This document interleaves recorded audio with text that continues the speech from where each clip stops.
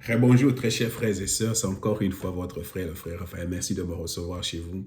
Nous voulons continuer sur ce sujet d'écouter Dieu et comment je peux être sûr que Dieu m'a parlé. Alors aujourd'hui, nous allons parler de quand et où Dieu va-t-il me parler. Ça veut dire que nous allons non pas seulement parler de cela, mais nous allons prendre quelques exemples à partir de la Bible pour nous montrer ou pour voir comment ces gens-là ont reçu un message de la part de Dieu. Alors, avant de continuer, il faut s'abonner, il faut inviter quelqu'un, il faut partager cette vidéo avec quelqu'un d'autre. Alors, maintenant, là, il faut savoir que c'est Dieu qui choisit l'endroit, les temps et comment il va te parler. Je vais répéter ça. C'est Dieu qui va choisir et l'endroit et les temps et comment, mais aussi les contenus sur quoi il veut parler avec toi. Ça, ce sont des choses très importantes à connaître. Alors, les deux, si nous voulons écouter la voix de Dieu, nous devons nous détendre. J'avais parlé d'être relaxé. Il faut se relaxer. Il faut attendre paisiblement la voix de Dieu. La nécessité d'être attentionné. Il faut donner de l'attention à Dieu. Il faut donner du temps à Dieu. Il faut être attentif. Les mots ici attentifs, c'est les mots humilité. Ça veut dire qu'il faut se pencher pour écouter Dieu, être attentif. Il faut vouloir tout abandonner et perdre le contrôle. Il ne faut pas chercher même à contrôler Dieu. Alors, nous devons laisser à Dieu l'initiative de décider de l'endroit ou comment, du contenu. Ça ne sera pas forcément ce que toi tu veux, ou ce que toi tu attends, ou ce que nous voulons, ou ce que nous pensons, mais c'est Dieu qui va partager ses pensées avec nous. Alors, pratiquement à la fin, on va faire la pratique et chacun pourra essayer de pratiquer et voir si Dieu va parler. Alors, pendant ce temps, quand on va faire la pratique, là, tu dois déjà préparer quelques questions que tu vas poser à Dieu, des problèmes sur lesquels tu cherches la direction, des choses comme ça. Et c'est comme ça que tu vas recevoir quelque chose de la part de Dieu. Alors, le premier exemple que nous allons prendre est celui de Moïse. Le premier exemple que nous allons prendre est celui de Moïse. Alors, Moïse écoutait la voix de Dieu. La Bible dit Moïse parlait avec Dieu comme un ami parle à un ami. Donc c'est l'exemple les plus important dans la Bible, hein, parce que il parlait à Dieu comme moi et mes amis nous parlent. Moi et ma femme, mes enfants parlent. Donc, c'était face à face. Alors, maintenant, on va prendre l'exemple de Moïse, d'Élie et de Jérémie. Maintenant, on commence avec l'exemple de Moïse, je voulais dire. Alors, je vais lire dans Nombre, chapitre 7, verset 89. Lorsque Moïse entrait dans la tente de la rencontre, dans le tabernacle de Moïse entrait dans la tente de la rencontre pour parler avec l'Éternel. Il attendait la voix qui lui parlait du haut du propitiatoire, placé sur l'arche du témoignage, entre les deux chérubins.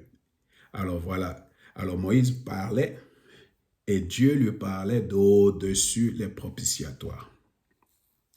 Alors, ce que ça va te montrer, c'est que il allait, la Bible dit, il allait derrière la tente.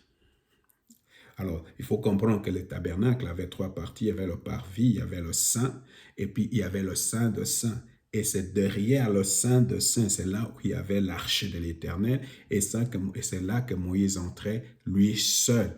J'insiste sur, souvent nous devons être seuls avec Dieu. Il y avait la tranquillité, il y avait la paix. Donc, dehors, dans le parvis, il y a de la poussière, et à l'intérieur, il y a encore beaucoup d'activités. Mais quand il entre dans la présence de Dieu, là où il y avait l'arche de l'Éternel, là où il y avait les chérubins, parce qu'au-dessus de cette arche-là, là où il y avait les chérubins, c'est de là que la voix sortait, que Moïse écoutait. Alors, à partir de ce moment-là, il y avait le calme, il y avait la tranquillité. C'était Moïse et Dieu. Voilà.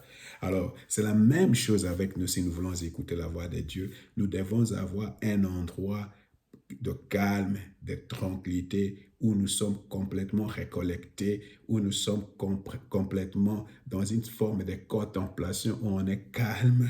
Et c'est de là que Dieu va nous parler.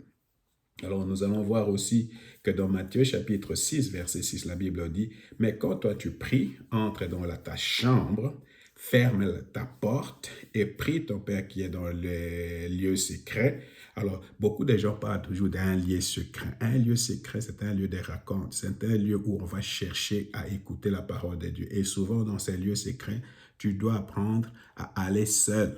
Même moi, je suis marié, mais quand je vais pour chercher Dieu, je vais seul. C'est comme ça. Hein? Alors, si vous voulez, je vais vous montrer que la majorité des gens qui écoutaient Dieu, ce sont des gens qui souvent étaient seuls.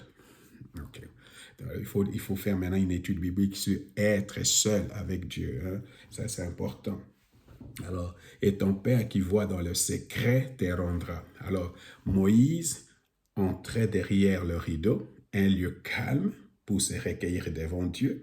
Et de Dieu, c'était un lieu d'adoration et de calme. Alors, c'était un lieu, il adorait Dieu et il communiait avec Dieu. Alors, ce que je veux dire, tu dois avoir un lieu sacré où Dieu te parle, un lieu de calme, un lieu où tu vas te recueillir, où tu partages, où Dieu, tu ne partages ton intention avec autre chose qu'avec Dieu. Alors, c'est là où Dieu va te parler. Vous comprenez, ma soeur, mon frère? Alors maintenant, on va faire la prière. Nous devons prier.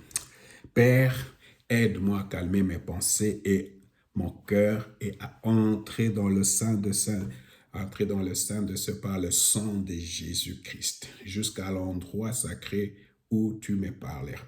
Aide-moi par ton Saint-Esprit à ne jamais couvrir aucun péché dans ma vie, mais à ne pas me sentir coupable d'aucune accusation non plus, et à venir avec audace en ta présence. Je veux venir avec audace à ta présence. Sanctifie-moi par le précieux sang de Jésus. Merci Seigneur Jésus-Christ. Et tout cela nous prions dans le nom puissant de Jésus. Amen. Amen.